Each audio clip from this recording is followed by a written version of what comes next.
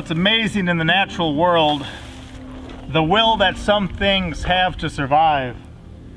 In this case, I just got gifted some of this walking stick weeping willow. And it's a lot like regular weeping willow, but it's kind of all twisty and curly and kind of gnarled up. So I've got some of those. I actually got some regular weeping willow too, which is the straighter stuff. The cool thing about this is that if you just put it in a jar of water, it'll be growing from the top and growing roots from the bottom. Then you can slowly add soil and you've got a whole new tree just off of a branch. There's a number of reasons that we want to have weeping willow here. In fact, I plan on growing some of this and maybe taking some of the straight weeping willow, getting that rooted and planted, and cut it off about this tall every year. So then from that point, each spring, it'll send out a bunch of these branches, and then each fall you can cut off those branches. It'll regrow them again next spring, but you can take them and weave them together to make your baskets and stuff like that. I believe it's called pollard. You pollard the tree.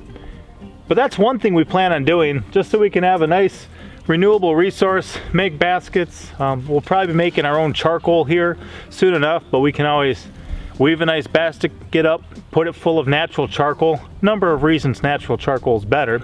And then store that in a dry place till we're ready to grill out. But that's just one project. Right now I'm gonna get these all started so they can at least get some roots. And then I can get to enjoying the next generation of these. And it's kind of those generational things as it pertains to the natural world that I want to talk about in this video. So obviously these days I think you'd be a fool to claim that you knew how anything was going to be, oh, a decade from now, 20 years from now, the future pretty much. You know, Pinky Pepper's our oldest of our 6 children. She just turned 10 when Bell Pepper turned 1 because they share the same birthday. So for her 9th birthday, she got a baby sister, which is pretty cool. And she definitely sees it as a blessing rather than, oh no, somebody showed up and stole my birthday from me. Now I've got to share. That's definitely not her viewpoint. But the cool thing too is that as they grow and as they maybe part ways one day, they'll always have that, and they won't really be able to forget their sister's birthday because they share it. But we were considering with Pinky Pepper, there's a good chance that our time with her will be half over now. You know, if she happened to move out at 18 like a lot of people do, our time would definitely be more than half over. Now, we don't exactly subscribe to that thought. I'm definitely not going to just kick her out the second she turns 18, and she'll certainly be free to be a member of my household until she starts a household of her own or until she chooses to move on and do something. But as my children grow, we were just having some conversations about some generational opportunities that we have. I don't really need all those lower branches and stuff, so I'm gonna end up composting that. Just trying to have more trunk and let it, you know, just get the roots established, and we'll go from there. But over here, you know, we've got some grapes growing. We actually brought some different grapes down from Wisconsin, along with some plum scions, because we weren't sure how the chill hours would be and if they'd still work down here in the zone that we're in. So we're on the edge of 6B, 7A, where we're at. And you'll see people sometimes do videos where they talk about their grapes and how you can plant grapes once and you can wind up with decades worth of food. And I definitely do not disagree with that. You'll see the same thing a lot of times when people plant asparagus. They'll say, oh, you plant this once, you'll have food for 20 or 30 years. And that's true. It'll keep coming. Looks like a female there. Should be able to get some seeds from her, and we'll be able to continue to sow the next generation of those. But as we think about planting a food once, and you could do the same thing, you know, with our plum trees. I could plant that once and have food for decades. That's easy enough. But I want to talk about having something that you can do generationally. Even if you consider these trees I was working on, that was an 11-year-old tree from the time the guy started it from a cutting. I don't know how old the original tree was, but he's had it there for 11 years. So now I get it, it's brand new to me. I put it in water for a little bit. It grows roots, and then I can plant it, and all of a sudden I got something, you know, that years from now can potentially still be, you know, blessing my family. And we were discussing the other day something kind of interesting that I'm not sure if everyone really thinks about. So in my life, I've lived a lot of different lifestyles. I've been a very, what you would call, moral man more recently, and I've definitely been a very immoral man in my past. I've lived a life more recently that's completely clean and sober.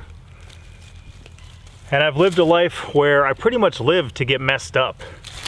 Pretty much live for cigarettes, alcohol, drugs. Definitely was not faithful in relationships. And had a lot of different viewpoints in my life too. A lot of different kind of worldviews about how the whole thing works that I've subscribed to. And your worldview and how you view existence really does affect who you allow yourself to become as a person. So the reason that I now live the life that I do is based predominantly on the things that I believe to be true. And especially after experientially realizing how bad some of the other lifestyles and options are out there, I've chosen to live the way that I do. And that not only involves a belief in God and His Son, our Savior, and the need for repentance from sin and forgiveness and His sacrifice. Not only involves that, it not only involves the morality of walking that out and how to treat others, how to treat yourself, the things that are appropriate and inappropriate based on what's revealed in Scripture. But it also, I've chosen to live a certain lifestyle, which is what you see all around me. Being more self-sufficient, taking care of more of our own needs. If you think about this handful I've got here, this alone, man, can provide so much food for our family, and we're certainly hoping that it will. This is just a small portion of the Chinese red noodle bean seeds that we have saved. And last year we grew 20 plants, and we would harvest like that big of a bundle, about that long, usually every day to 3 days, depending on what all was going on. So this is actually a cold hardy kiwi trellis. It's a big beast of a trellis here. These things, the females can put out between 100 and 200 pounds if they're getting enough water, if they have the opportunity. I have, it looks like, only 4 plants living, but I'll be able to clone these and get them growing more.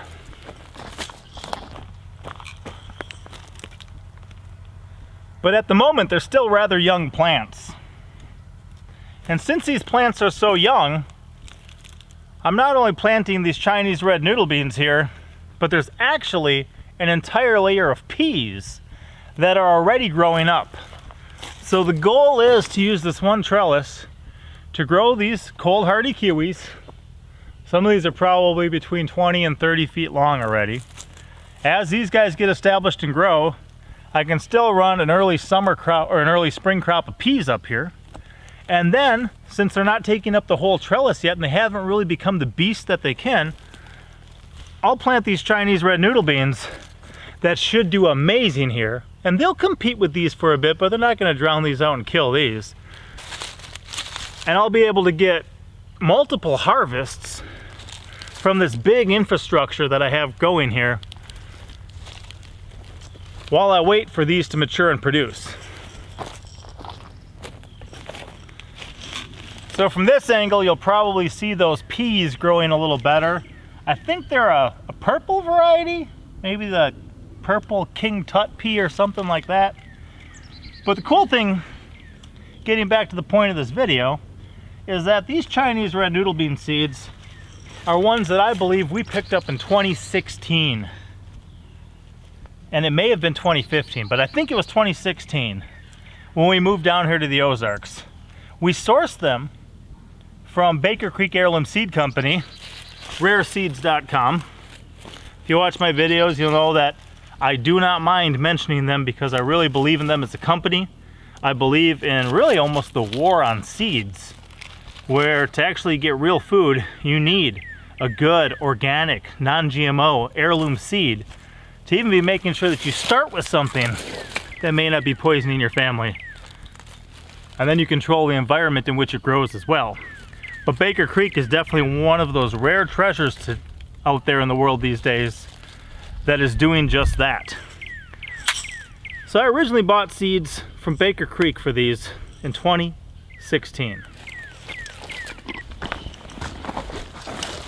At the time, I believe I probably got maybe 30 or 40 seeds. They usually include more than, the minimum of what they say they're selling, for probably $3 or $4. So I got a handful like that, maybe a little less, maybe a little more. But from that initial investment, I have not only been able to eat these for years and years, but I've got more than I started with. Now, this is just a partial little pint jar with a little bit in there, but I've got quart jars full of these. So at this point, I would definitely be one to claim that I got the ROI, the return on my initial investment. I not only fed my family for that year, but for 2 other years already. And now I'm feeding them for the 4th year in a row, and I've got more than I started with. We've even given a lot of these away and offered some up in our Homesteaders Co-op store when that was open, and blessed a lot of different people. Back in 2016, I started giving these seeds away actually at the end of the year. I think I bought them in the spring, and by that fall, I believed in these seeds so much. I thought they were so amazing and great. They quickly became one of our top garden plants, and I started giving them away. So now we have the opportunity, because of some seed saving knowledge, to write off that initial $4 investment, to acknowledge the fact we now have more than we started with, to pretty much call that free, and not only be able, because of being able to save seeds, to feed our family for years to come right now. But we were discussing the other night about how when my children leave home, if they choose to live a similar lifestyle, things may get to the point where there's no other option, but you have to be more self-sufficient. You have to garden. You have to raise some livestock if you want milk or eggs or meat. It may get to that point. But if they choose to live a similar lifestyle, they could take all of their favorites from here with them, and the knowledge as well. And they could be planting their own Chinese red noodle beans, their own Malabar spinach, their own snake gourds. They could take all that with them. The sweet potatoes we grow, if we do a good job of harvesting them every year and saving them every year and starting them every year, they could take the sweet potatoes they grew up on. They could take the Jerusalem artichokes with them. And because of things like grafting, we've got a lot of wild plums around here. They could take their own plum trees or peach trees or apricot trees or the different things that we start out with here. They could take to their homestead or their place, wherever they wind up when they leave. Personally, I think that that's absolutely fantastic, and I think that that's part of what we need to do as a people. Obviously, the world that we live in is frail, it is not static, and things can change in an instant. I found out many years ago, as I considered things, that if a couple little things went wrong, some pretty minor things, say there's no power for a couple weeks in the middle of winter, can you survive? Because you're not going to work, you're not getting more gas, you can't heat your home unless you're using wood. The food that you have is what you have on hand. I mean, could you survive if the power just went out for a couple weeks in winter? I realized I wasn't set up to do that. So I began to change my lifestyle. We actually moved 750 miles. We actually sold our house just so we could buy some land and live in a mobile home. We made some sacrifices, but it got us to where we wanted to be. And now that I have a certain mindset, I don't just want to think paycheck to paycheck, nor do I want to live paycheck to paycheck. I don't want to be so deep in debt that I have to work this week and get my paycheck next week or we all starve. I want to do things that make sense and that can last for generations to come because of knowledge, because of understanding, because of learning to interact with the real world. And I don't want to think paycheck to paycheck or think on a weekly or a daily basis. I want to think generationally. I want to think about the people that my children are going to be when they're raising my grandchildren. I want to think about how life's going to be when they grow up. Now listen, things may get all better and life may go on great for millennia. It could happen. Do I think that's going to happen? Probably not. Probably not. But it could. But even if it does, if my children know how to feed themselves out of the wild, if my children know how to feed themselves out of the garden, that's one of those crucial things to life, eating. I've gone multiple days without eating before, but normally we eat every day as people, don't we? Often, many times a day, at least several times, a couple times. So it's something that we're used to because you go without it for long enough and your body shuts down. So I want to be able to prepare for success in the future and for generations to come. And a couple little things, like learning how to save seeds, can absolutely do that. The really cool thing about some of this too is that we have a 2-year-old son. We call him Buddy Pepper. I refer to him as Bugger a lot. But he's a good little guy. But he used to get bored in the house and he would go over to the dried 5-gallon bucket of dried Chinese red noodle bean seeds. And he would sit there and shell those seeds and put them in a jar. He put the scraps of the shells in the compost and he would save the seeds in a jar. So the cool thing to think about is pretty much his entire life. He could be involved in planting these, harvesting these, saving these seeds and grow up with that knowledge.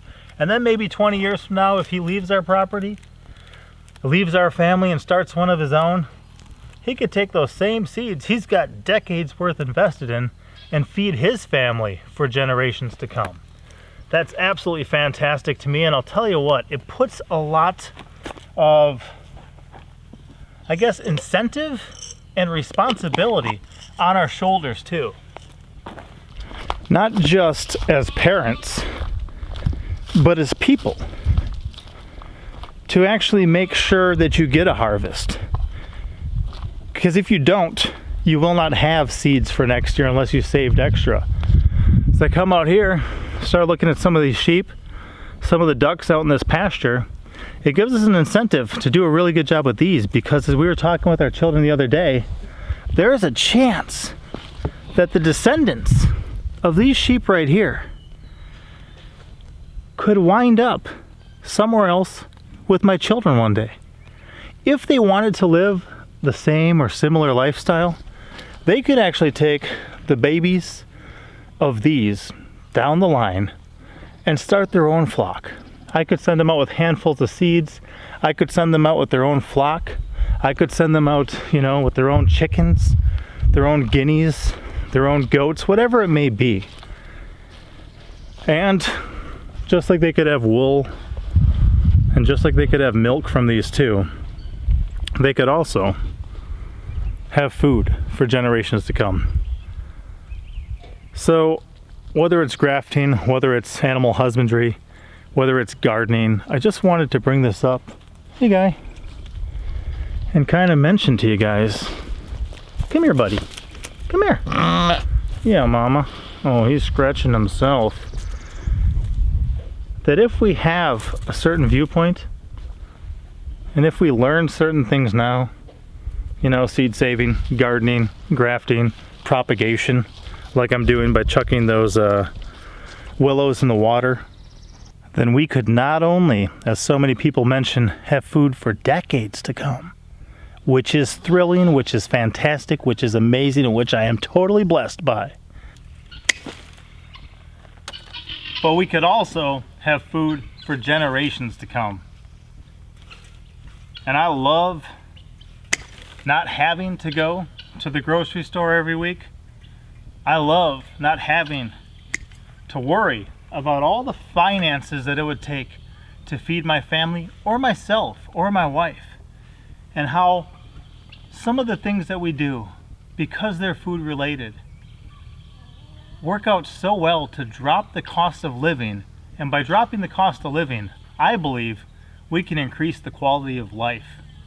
And all that time that I'd normally have to leave my family to go earn a paycheck, to go turn that paycheck into things like food for my family, rather than leaving them to do that, we can grow it together, and I can have a more connected life to my wife, my children, and the real world. And that's one of the biggest things that I appreciate about this lifestyle and some of the choices and decisions that we've made. So hopefully this video has blessed you guys. Hopefully it's given you some good things to think about. It's never too late to start. And sometimes, I think even just to survive, it may become crucial that we understand some of these things. There's a lot of people out there who are very generationally minded, and they can slowly, step by step, move through the eons to accomplish eventual goals that they have. And I find that most of us have a hard time thinking about, next week, much less next year or generations from now. So with that, I'll leave you guys. From the Abundant Harvest Homestead, I'm Papa Pepper. Papa out. What you got, girl?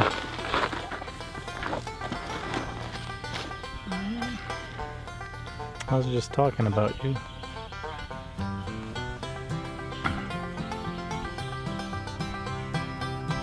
That's a big pepper.